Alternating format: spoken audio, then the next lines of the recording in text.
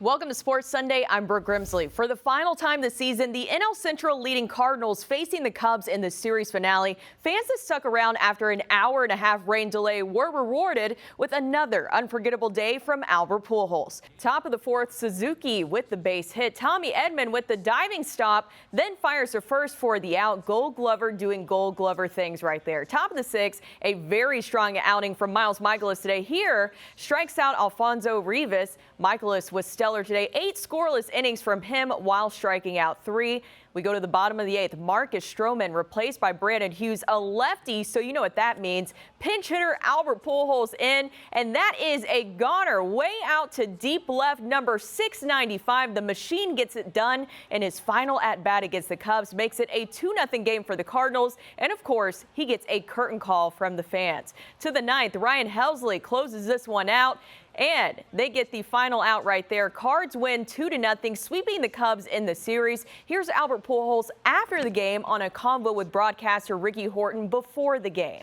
Rick Horton would say something. I think as I was walking, as I was on the cage hitting, he say something. It'd be amazing, if Albert comes up and he his last home run against the Cubs or something like that. And it happened, That's why if you look, I was smiling, all the way when I hit first base, all the way until the home plate, because it was like that was the last thing that was playing in my mind, and I just couldn't believe it happened. But I just thank God for the opportunity, and to be able to do it like this in front of our fans, it's pretty special. To do it as a pinch hitter, you're pinch hitting more than you ever have. Is it a different dynamic, or is it still the same mindset? It doesn't matter how you do it. Whether you start a pinch hit, it just doesn't matter. I think at the end of the day is to be able to contribute for this ball club however I can. And that is my main focus every day. Doing my routine whenever my name is called in the lineup, give 110%, and whenever I'm not in the lineup, just make sure that I get myself ready to go and pick a spot when I need to get loose and knowing when I'm gonna probably come on in the game. So that's all I can ask, and that's all I focus on every day.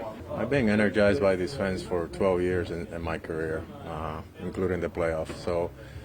But on Friday, I felt something different. When I came and pinch hit on Friday, my first start back against Newcomb, I felt something different. It was just a different weather. I don't know what it was, but I felt it. And I think I shared this with my family. I shared it with my kids. They were here this weekend, and I was like, wow, this was different. So but that's why they're the best fans in baseball. They come in and support us. Not just one player, they support this organization, which is the most important thing. And it was just pretty special to be able to do that and to share this moment with them. But it definitely fits, for sure. It definitely fits how you want to do something special. And it can be your worst enemy, too, because you try to do too much. So I think at the end of the day, to be able to, knowing what you need to do and hunt the pitch that you're looking for and just try not to do too much. And there's some nights that you're going to come through, other nights that you don't. But the nights that you do, you just enjoy, and that's what I'm going to enjoy tonight.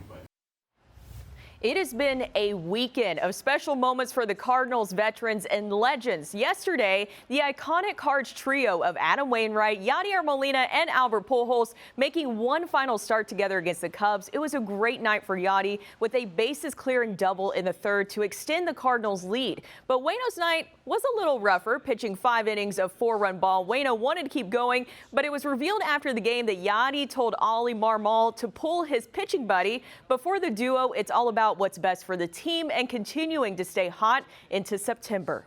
It's good. That was an idea since the first day. To come over here, have fun, but at the same time win some game and win the division. And right now we're doing that. He might be a little older now, a little slower, a little uglier, but he's still a clutch performer, and we just all assume he's saved his best for down the stretch in the playoffs. And we want him up in the big moments. That's what I told him the other day. It doesn't matter if you're 0 for your last 200. We still want you up in the big moment. So. The Mizzou Tigers are 1-0 thanks to a big win on Thursday night. Before we look ahead to Week 2, News 4's Brian Kennedy looks back at the big season-opening win against Louisiana Tech. After a slow start, Mizzou would figure things out and get their footing on Thursday night here for their home opener at Memorial Stadium and blow by Louisiana Tech 52-24. A big reason why? 3 athletes native to the St. Louis area. East St. Louis's Luther Burden, Chaminade's Brady Cook, and Lutheran South's Cody Schrader. All 3 a big reason why Mizzou would win their home opener in blowout fashion. Here's Luther Burden and Brady Cook after the game, starting with Burden talking about representing St. Louis on a national stage. Oh, how about the freshman, Luther Burden? Welcome to Como. I mean, you know, that was, you know, one of my main reasons, you know, coming to Mizzou. So a lot of the, you know, St. Louis guys, you know, come up here with me and, you know, turn, you know, the program around. So, I mean, as you can see, like, I mean, St. Louis, you know, like contributing, you know, to Missouri and, you know, changing the program around. So, I mean, I feel like that's a big, you know, up for St. Louis. Obviously, it's just a different feel. I've been able to, you know, build chemistry with the whole offense and, you know, my center and the line and the receiver. So there's a lot of chemistry there, which obviously helps my confidence, and I think that will continue to build. You know, I think it was kind of just getting out those first game jitters for a couple of drives. We couldn't get the ball rolling, couldn't get it moving, and we knew we would. We just needed to settle down, and you know, I had to trust my reads and just got it going. You know, you go from one of the worst rushing defenses in the country to giving up 11 yards, and I'm not saying that was the 85 Bears running the football out there, but you know, I thought D-Rob, Josh Landry, Jernigan, Christian Williams, I know Robledo got in, Isaiah McGuire, Trajan Jeffcoat, DJ Coleman, Arden Walker, and then our 4 linebackers really played well in the box, which is what I'd been seeing all spring and fall camp. So I was excited to see that carry over in the game. We'll be tested next week at a different level, but it was good to get us going and figure out what we got to take off the tape. Mizzou has a little bit of an extended layoff, 10 days before games. They won't travel to take on Kansas State until September 10th. From Memorial Stadium, for News Sports, I'm Brian Kennedy. In a game that would go back and forth, it was Indiana who would score with 23 seconds left in the game to knock off Illinois 23-20. The Hoosiers actually led by former Mizzou quarterback Connor Bazelak too. And things don't get any easier for the Fighting Illini. Virginia comes to town this weekend. Both former Trinity Catholic wide receiver Isaiah Williams and head coach Brett Bielema know that they must get things back on track before they get worse. This is a tough one to lose this time of the season, early on against a Big Ten opponent out on the road, and we did about everything we could do to mess this up, and in the end, the only thing we can do is learn from this, because if we don't, history will repeat itself again.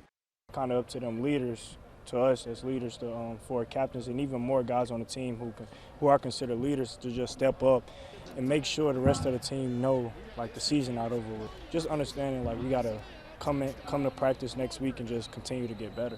Coming up next, soccer is coming sooner than expected over to Centene Stadium. St. Louis City 2 will play later there this month. We'll have more on that next. Plus, we get ready for the Ascension Charity Classic this week.